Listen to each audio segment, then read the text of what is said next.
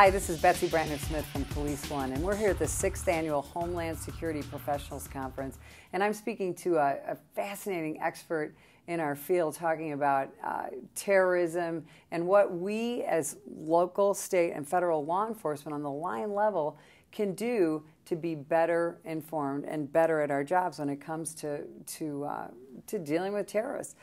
Now, when we talk about you know, we all go to training on terrorism and things, but, you know, local cops, street cops, we got a whole long list of bad guys, you know, robbers and rapists and child molesters and bad check writers and domestic violence and all that. We need to add, first of all, terrorists to that list. But secondly, we're not just going to go out and say, oh, you're committing an act of terrorism. They may be committing, the terrorists who managed to get here and start a life in the United States, they may be committing all kinds of other crimes, correct? Correct. And everybody always say, how can we catch a terrorist? And quite honestly, you don't need to catch a terrorist. What you need to do is just do your basic police work.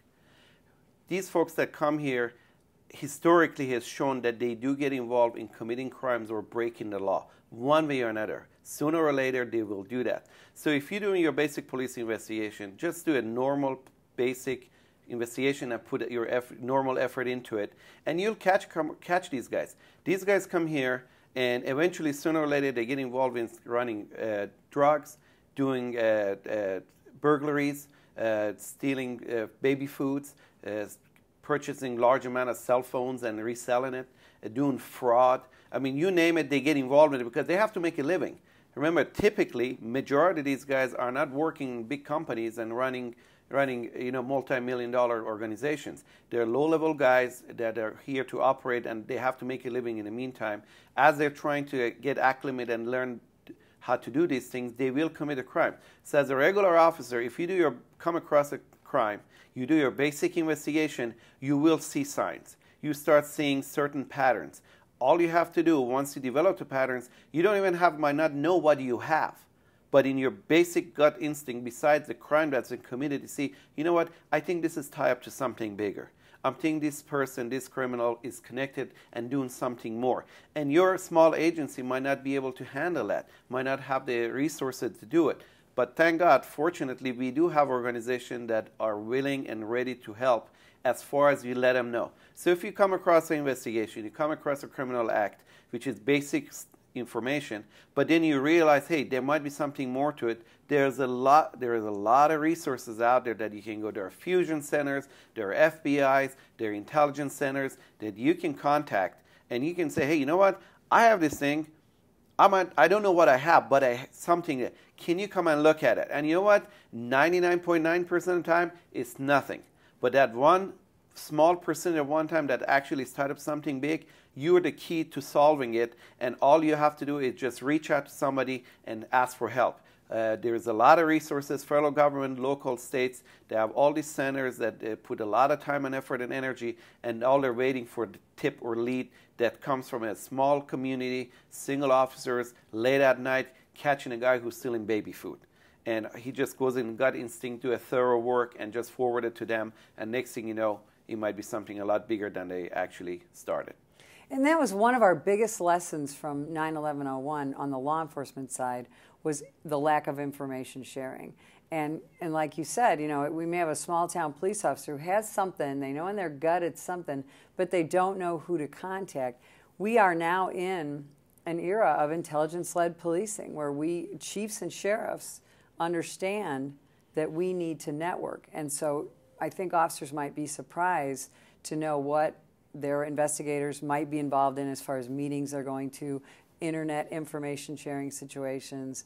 And so you're saying officers really need to reach out there and see what's going on, right? Absolutely. And the way of the future, if you recall a few years ago, community-based policing was the up-and-coming buzzword, and everyone was jumping a bandwagon. And it is a very effective way of policing. So it's a proven fact that if something new, you know, police officers historically hate change. but the change is what's going to keep you going. You have to update your information, you have to upgrade your abilities, and that's part of it. Now the new buzzword in intelligence-led policing, and it's really effective. It's pretty much like TLO, Terrorism Liaison Officer Program. These are simple programs, very effective. Again, TLOs, Terrorism Liaison Officers, they're not expert. Nobody can actually say they're expert, but they have enough knowledge to know, you know what, there's something wrong with this picture. I get this information. Here's my outlet. I'm going to pass the information to somebody who knows what to do, or he or she knows somebody else who knows what to do with it and can bring more resources to it. And that's pretty much, I think that's the winning key in fighting the threat that we're facing right now. We're concealing our expert's identity due to the fact that he's still very active in this field. Talk to law enforcement officers about where the terrorists that we're all out there thinking about hunting might be coming from beyond the standard getting here on a student visa, coming in via an airport. Where are they coming from? How are they getting to this country? Well, there are several sources or several areas that they can actually enter the country. I mean, everybody else does. Our southern border in the Mexico area is fairly porous. They come through the connection with the cartels. The cartels might help them to get across, or just regular coyotes who help trying to make extra money. They bring them across the border. They might enter from southern border in Arizona, California, and Texas.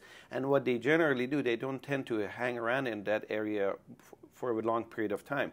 They'd like to move out of those areas because they know there are eyes on them. They might get picked up quickly, and they kind of move in the Midwest, Middle America, trying to blend in or kind of get lost in big cities so they cannot be tracked. Similar thing, but not in that magnitude, is happening in the northern border. They come through Canada, and then same thing, they slip across the border through different means, and then come across and then get into the middle U.S. and just try to assimilate themselves as best they can for the period of time till eventually do what they were supposed to be doing. That's the main resource. And then also you got to understand, sometimes, I'm going to deviate with what we talked about. Sometimes they also get radicalized being here. They might be here for many years and never been radicalized, and then now they're getting on the internet, they start reading, and they kind of self-radicalize themselves in the process, and then we have to deal with them too. Bottom line is that there are many different avenues for them to enter the country, from the south, from the north, or from east or west on a ship. You never know. United States is a huge country. It's hard. Obviously, you cannot control everybody, and there are a lot of ways to get into the country, and they're definitely taking advantage of it.